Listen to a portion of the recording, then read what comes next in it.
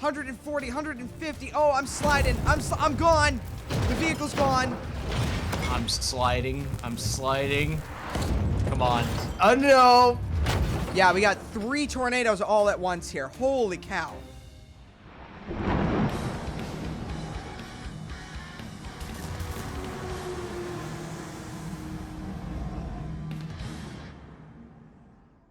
All right, so here we are in the newly revamped Starbuck. This is the town that has seen quite a bit of change in this update. And with that, let's jump into the weather. And Jay Killen, do you want to tell us a little bit about that? Yeah, let's take a look at the thermodynamics. For day 1, we have a high risk.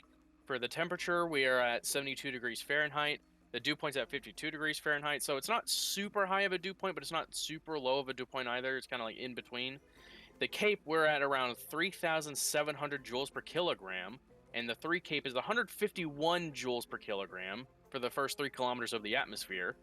And that's a pretty big number. Generally, you'll want around 50 for that, for this parameter. For the 0 to 3 kilometer relapse rates, we're at 9.4 Celsius per kilometer, which is very high.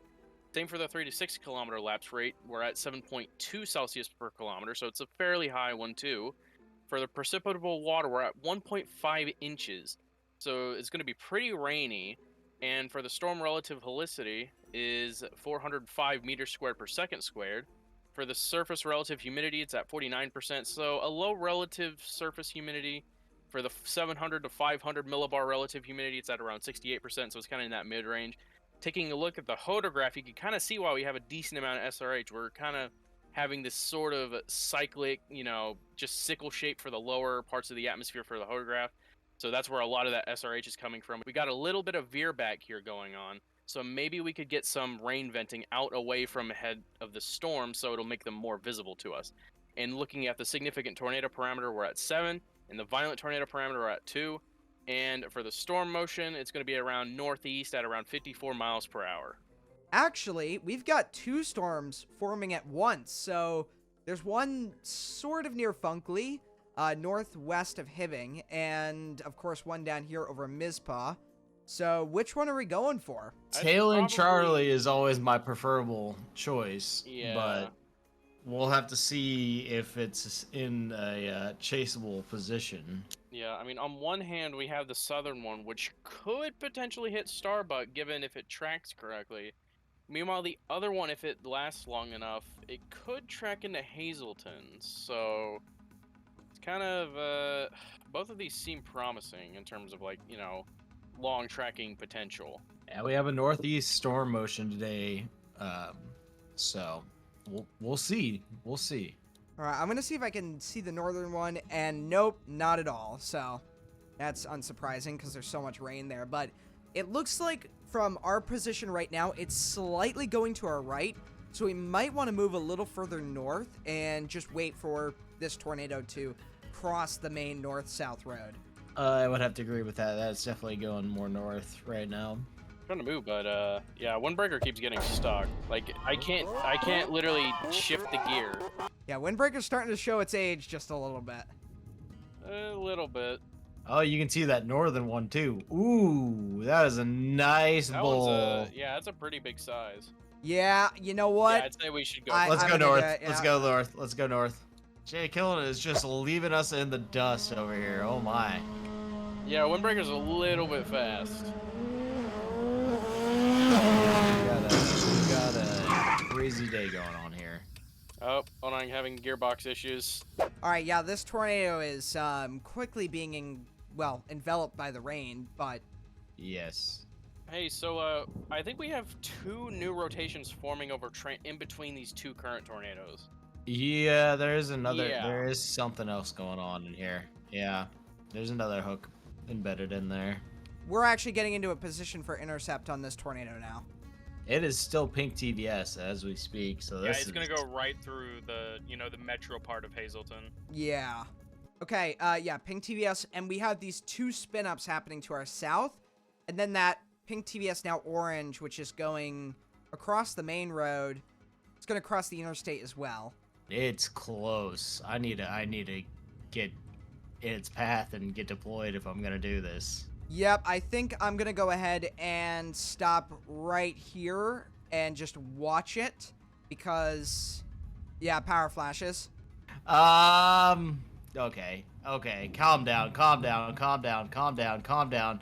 Winfield is strong. Deploy, Yeah, I lost, please. I can't deploy. All right, I'm dropping it down right now. We're going airbags. Here we go. Augers are deploying. I'm sliding. I'm sliding. Augers are Come on. deployed. Oh no! Yep, it's peeling apart the houses to my right. Oh my gosh, this is not good.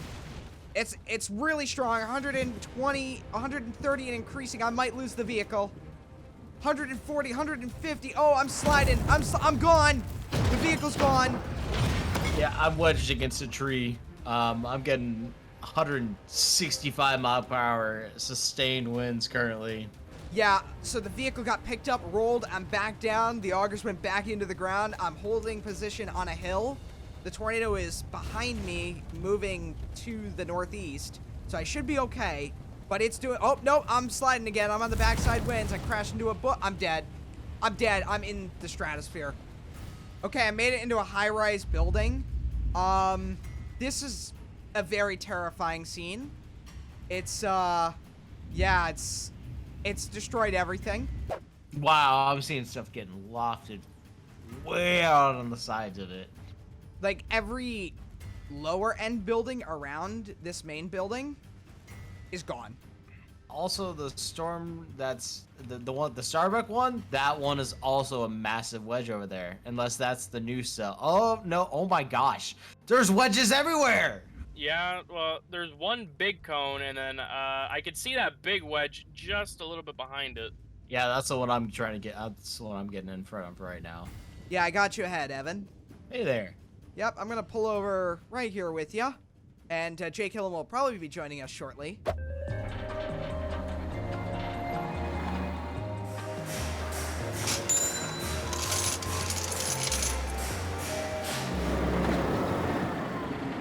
All right, windbreaker's repaired. I think we might be good now. Yeah, you just made it in time because it's already ripping apart the silos here. All right, time to put probes down.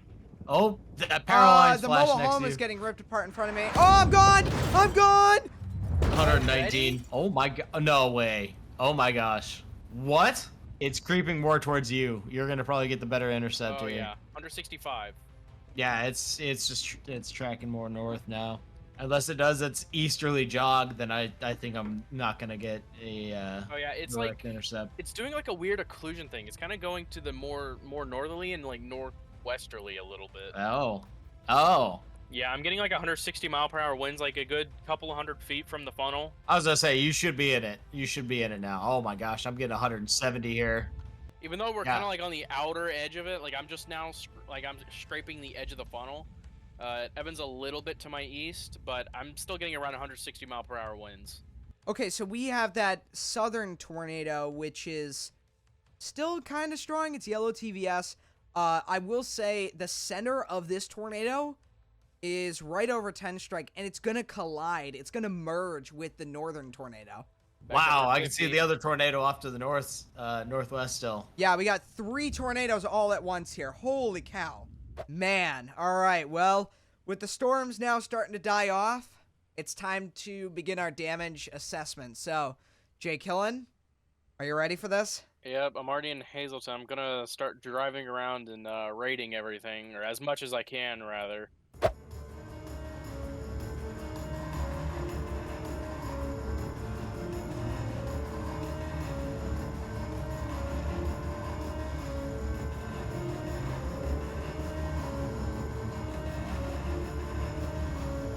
All right, so we have gathered on top of this destroyed high-rise, partially destroyed high-rise, to just kind of look at the damage here. But, Jake Hillen, I hear you are done with your damage analysis of this tornado. So I'm going to hand it over to you, and you can tell us a little bit about the path of this tornado, how it started, where the maximum damage was, and basically what it did. Yeah, so kind of taking a look at the path, you could see that I did a little bit of damage assessing for this thing. But yeah, it was the second tornado of the day, or at least, you know, close to being second, because there was this first one in which, if you remember, at the very start, there were those two initial storms. We were kind of torn on whether we should have stayed, you know, down in Starbuck for this one, or heading up to this one because it was heading towards Hazleton, and, you know, lo and behold, it ended up plowing right through Hazleton. So in terms of the touchdown, it seemed to touch down a little bit to the south of Funkley, so kind of like in between Hibbing and Funkley. It would travel northeast. It would barely miss this farm here. I mean, there might be damage over there, but I'm not 100% sure. I haven't really checked. But at least for Hazleton alone, there is a lot of like EF3, EF4, and then even some spots of like EF5 damage throughout Hazleton. I could kind of point them out. First one being the hospital. Most of its exterior walls have just been blown out. A lot of damage to the envelope of the building. And then the Wilmart is basically just completely destroyed. You know, almost the entire building is just obliterated.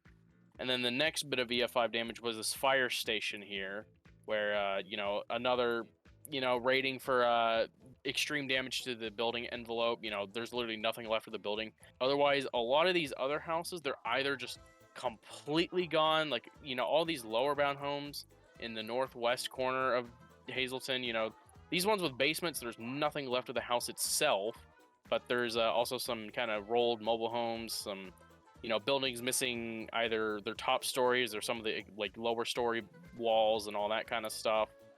And then up in the Hazleton Lakes area, it was some EF3 damage with some spots of like EF2 damage. And then it kind of did like a weird change in direction unexpectedly. It's sort of like a failed occlusion, like it would have like, you know, realistically, it would have like looped to kind of come back around and just kind of shifted this way. And then it ended up going right through Gemmel, which I rated EF2 damage because of all the mobile homes. They ended up being rolled and kind of like, you know, dislodged from their actual foundation.